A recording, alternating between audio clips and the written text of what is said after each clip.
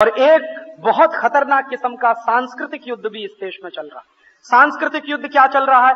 America ने जिस तरह से आर्थिक युद्ध करने के लिए हिंदुस्तान में पेप्सी कोला को भेजा, कोका कोला को भेजा, विल्स को भेजा या प्रॉक्टर एंड गैम्बल को भेजा, उसी तरह हिंदुस्तान में सांस्कृतिक युद्ध करने के लिए अमेरिका ने स्टार टीवी को भेजा, ESPN चैनल को भेजा है, स्टार स्पोर्ट्स को भेजा है, CNN को भेजा है, V चैनल को भेजा है, M चैनल को भेजा है। हिंदुस्तान में 15-16 विदेशी टीवी चैनल। कुछ लोगों को यह गलतफहमी है कि जी टीवी क्या स्वदेशी है। जी टीवी में 51% पूंजी अमेरिका की लगी है। तो ये सारे के सारे टीवी चैनल एक साथ मिलकर हमारे ऊपर भयंकर किस्म का सांस्कृतिक हमला कर रहे हैं। कैसा सांस्कृतिक हमला कर रहे हैं आप पूछेंगे? सांस्कृतिक हमला यह हो रहा है कि आप जरा ये देखिए कि V चैनल और M चैनल पर आता क्या है रात दिन। एक ही तरह के गाने और एक ही तरह के गीत, जिनमें सिवाय सेक्स और सेक्स की अश्लीलता के दूसरा कोई विषय नहीं। M चैनल और V चैनल पर इसी तरह के गाने 24 घंटे। और इतने खतरनाक दोनों टीवी चैनल हैं, M चैनल और V चैनल, कि कोई तो संस्कारशील माँ बाप अपने बच्चों के साथ बैठकर देख नहीं सकते। या तो बच्चों को उठना पड़ेगा या माँ बाप को उठकर जाना पड़ेगा। ऐसे घटिया और रद्दी टीवी चैनल हैं, इनके गाने हैं। या फिर स्टार प्लस है या फिर जीस है। तो ये जी है या स्टार प्लस है, इन सब टीवी चैनलों पर कुछ तो आते हैं गाने, और गाने भी एक एक से फालतू के। और वो गानों के अलावा कुछ आता है तो सीरियल्स। और जितने सीरियल्स आएंगे स्टार प्लस पर या जी पर, आप देखेंगे हर सीरियल का एक ही थीम है, एक्स्ट्रा मैरिटल अफेयर्स, पर स्त्री गमन या पर पुरुष गमन। हर टीवी सीरियल का एक ही किस्सा होगा, किसी की पत्नी किसी के साथ भागी, किसी का पति किसी के साथ भागा, किसी का प्रेमी किसी के चक्कर में फंसा, किसी की प्रेमिका किसी के चक्कर में फंसी, एक महिला 10 पुरुषों के साथ फंसी हुई है, एक पुरुष 10 महिलाओं के साथ फंसा हुआ। यही सब फालतू फालतू बात है जो भारतीय समाज में कभी संभव नहीं है। आप जानते हैं कि हमारे समाज में पर स्त्री गमन, पर पुरुष गमन दोनों पाप माने जाते हैं, संभव नहीं हमारे समाज। लेकिन वही टीवी सीरियल इस देश में रोज दिखाए जाते हैं, जिनमें सिवाय पर स्त्री गमन, पर पुरुष गमन के अलावा कुछ नहीं होता। या फिर एक दूसरी थीम होती है हर टीवी सीरियल में, पति पत्नी के झगड़े, बाप बेटे के झगड़े, माँ बेटी के झगड़े, दो पड़ोसियों के आपस के झगड़े, दो बिजनेस पार्टनर के आपस के झगड़े। कोई किसी को मरवा रहा है, कोई किसी के मरने के लिए सुपारी ले रहा है, कोई किसी को मरवाने के लिए सुपारी दे रहा है, कोई किसी का बिजनेस चौपट करने में लगा है, कोई किसी का बिजनेस चौपट करने में लगा। ये फालतू के सीरियल। आप जानते हैं कि पर स्त्री गमन, पर पुरुष गमन और ये परिवार के झगड़े, ये भारतीय समाज की बातें नहीं, ये सब अमेरिकी समाज में होता है। पर स्त्री गमन, पर पुरुष गमन शायद ही अमेरिका के किसी परिवार में ना हो। ऐसा परिवार वहां ढूंढना आपको मुश्किल होगा। जिन परिवारों में एक्स्ट्रा मैरिटल अफेयर्स ना हो, अमेरिका में ऐसे परिवार ढूंढना बहुत मुश्किल है। वहां की संस्कृति में ये रचा बसा हुआ है, और चूंकि ये वहां अमेरिकी संस्कृति में शामिल है, इसलिए तो बिल क्लिंटन ये करता है।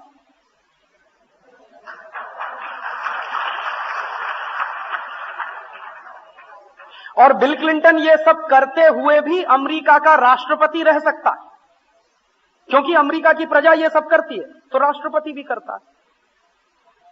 और इसलिए चूंकि वहां की संस्कृति में ये सामान्य बात है, तो हिलेरी क्लिंटन कभी लात मार के उसको घर के बाहर नहीं निकालती, क्योंकि उनको लगता है कि ये सब तो कॉमन बात है। हिंदुस्तान में ये नहीं चल सकता, यहां तो परिवार टूट जाएगा।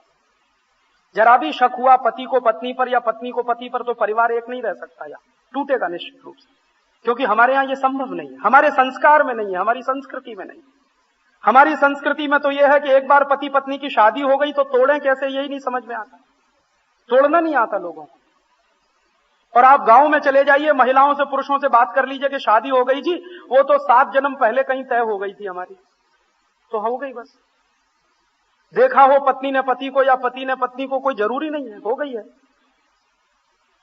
यहां तो विश्वास पर चलता है ना सब कुछ, और विश्वास के अलावा सब कुछ ईश्वर पे छोड़ देते हैं कि ईश्वर ने कराया है तो ठीक ही कराया होगा। तो यहां की संस्कृति तो बिल्कुल फर्क है। ईश्वर ने कराया होगा तो ठीक ही कराया होगा, हमारे मां पिता ने कुछ किया है तो ठीक ही किया होगा। वहां तो कुछ ऐसा होता नहीं, वहां तो कुछ भी नहीं होता है। वहां तो विश्वास क्या होता है, 20 साल पति पत्नी साथ रह के नहीं समझ सकते अमेरिका में। एक ही चीज के लिए परेशान होते हैं, वहां के पति पत्नी एक दूसरे का विश्वास नहीं जीत पाते, हमेशा शक, हमेशा शक। तो इसलिए क्या होता है, सवेरे शादी, शाम को तलाक, दूसरे दिन शादी, फिर तलाक, फिर शादी, फिर तलाक। तो खेल है वहां तो, क्योंकि एक्स्ट्रा मैरिटल अफेयर्स में से इसी तरह की सभ्यता निकलती है, इससे ज्यादा अच्छी सभ्यता निकल नहीं सकती वहां। तो है वहां पर। और टीवी चैनल जितने वहां चलते हैं, सेक्स की बातें दिखाते हैं या सेक्स की अश्लीलता दिखाते हैं, तो उसका नतीजा भी है 12-13 साल में लड़कियां मां बनती हैं, 14 साल में लड़कियां मां बनती हैं, वहां चलता है। और जिन लड़कियों को स्कूल जाना होता है और उनके बच्चे भी साथ में होते हैं, उनके लिए स्पेशल किस्म के स्कूल अमेरिका में बनाए जाते हैं, क्योंकि वहां की सरकार को मालूम है कि ये सब होने ही वाला है समाज में। यहां तो कोई कल्पना नहीं कर सकता ये। मैं तो यूरोप में देख चुका हूं, बहुत सारे देशों में घूमते घूमते एक बार मेरे मन में अचानक से प्रश्न आया कि ये यूरोप के देशों में रक्षाबंधन क्यों नहीं होता। एक दिन मैंने ऐसा सोचा अपने मन में, आप कहेंगे बहुत बेवकूफी का प्रश्न, लेकिन मैंने सोचा कि ये रक्षाबंधन क्यों नहीं होता। भाई बहन तो होते ही हैं, परिवार तो होता ही है, भले ही वो अधकचरा हो, अपसंस्कृति वाला हो, लेकिन परिवार तो है, भाई बहन तो, लेकिन रक्षाबंधन क्यों नहीं। तो सोचते सोचते एक दिन मैं निष्कर्ष में पहुंचा कि जिस समाज में एक्स्ट्रा मैरिटल अफेयर्स या परस्त्री गमन, परपुरुष गमन ही समाज का मुख्य हिस्सा हो, वहां रक्षाबंधन हो कैसे सकता है। क्योंकि रक्षाबंधन तो उसी देश में हो सकता है जिस देश में किसी माँ ने बचपन से सिखाया हो कि देख, किसी की बहन तेरी बहन है, किसी की बेटी तेरी बेटी है, किसी की मां तेरी मां है। ये तो उसी देश में संभव रक्षाबंधन। ये अमेरिका में कैसे हो सकता है, यूरोप में कैसे हो सकता है। और अमेरिका और यूरोप में ये इसलिए भी संभव नहीं है कि बहुत बार तो वहां ऐसे किस्से होते हैं कि भाई ने बहन के साथ बलात्कार किया या बहन ने भाई के साथ संसर्ग किया। ये तो होता ही रहता है अमेरिका में, यूरोप में भी होता है। कैसे संभव है रक्षाबंधन हो जाए वहां।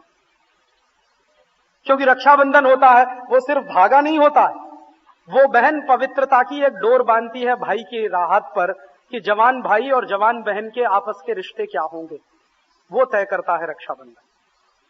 तो बहन जब कलाई पर राखी बांधती है तो भाई से ये अपेक्षा करती है कि ये कलाई पर राखी नहीं है, ये पवित्रता की एक डोर है, तो तुम्हारे मन में मेरे प्रति हमेशा पवित्र भाव ही होना चाहिए, इसलिए तो रक्षाबंधन होता है। हमारे ऋषियों ने, मुनियों ने ऐसे ही रक्षाबंधन नहीं निकाला है, उसके पीछे बहुत गहरा चिंतन होगा। अमेरिका में नहीं है, यूरोप में नहीं है, क्योंकि समाज में इस तरह की संस्कृति नहीं है। और जिस समाज की अपनी संस्कृति नहीं है, या उजाड़ संस्कृति है, या अपसंस्कृति है, उसी अपसंस्कृति को हिंदुस्तान में घुसेड़ा जा रहा है। Star TV, Zee TV, CNN, ATN, Prime Star, Prime Sports. और हिंदुस्तान के लोग बेवकूफों की तरह से बड़ा गर्व महसूस करते हैं, हमारे घर में केबल कनेक्शन है। अरे सत्यानाश हो आपका, घर में केबल कनेक्शन क्यों लिया है, ये क्या काम का है केबल कनेक्शन। आपको अगर यही सीखना है परस्त्री गमन कैसे करना, पर पुरुष गमन कैसे करना, तो अच्छा है कि केबल कनेक्शन बंद कर दीजिए, अमेरिका में जाकर रहिए, समझ में आ जाएगा। काहे को ले लिया ये केबल कनेक्शन। कुछ लोग ऐसा कहते हैं, राजीव भाई उसमें से ज्ञान मिलता है। क्या ज्ञान मिलता है, 1% ज्ञान मिलेगा, 99% आपको उल्टी बात है। तो ज्ञान तो याद नहीं रहता, फालतू की बातें याद रह जाती है। क्योंकि आदमी के चरित्र की विशेषता है ये कि गिरता जल्दी है, उठने में देर लगती, फिसलने में समय नहीं लगता।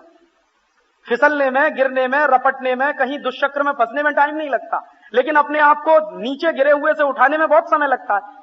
तो ज्ञान लेने में समय लगता है, लेकिन फालतू बातें सीखने में बिल्कुल समय नहीं लगता। बच्चे सीख रहे हैं रोज इस तरह के टेलीविजन चैनल देख देख कर आज इस देश के बच्चे 10-10, 11-11, 12-12 साल में जिस तरह की बातें करने लगे हैं, सुनकर हैरानी होती है।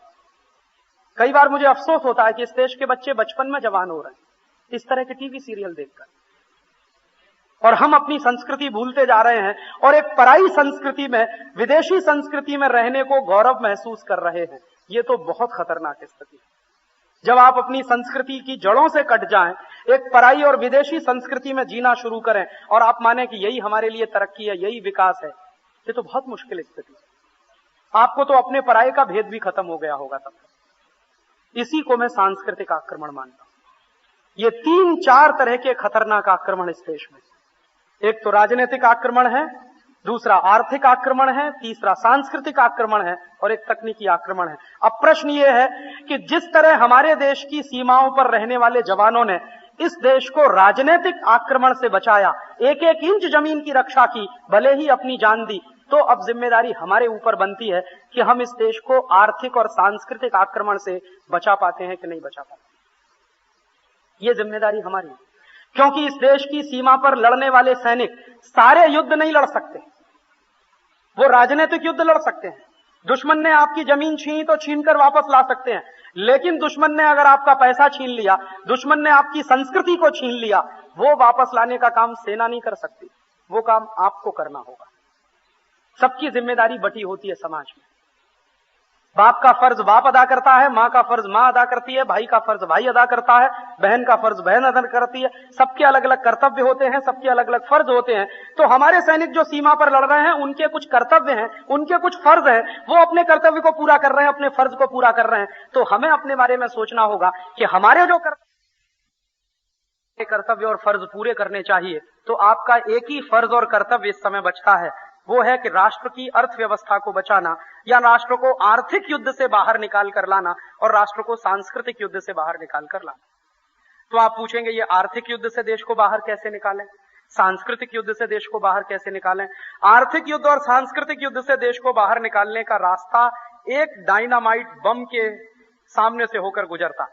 जैसे हमारे देश के सैनिक बम इस्तेमाल करते हैं दुश्मन को मारने के लिए, वैसे ही हमारे पास एक बम है दुश्मन को मारने के लिए, और उसका नाम है बहिष्कार, बॉयकॉट। बॉयकॉट वो डायनामाइट है, बहिष्कार वो बम है जो दुश्मन के बड़े से बड़े पहाड़ को तोड़ सकता है। एक बार आप इसका इस्तेमाल करके देखिए। इसी बहिष्कार की ताकत पर अंग्रेजों को हिंदुस्तान से भागना पड़ा था।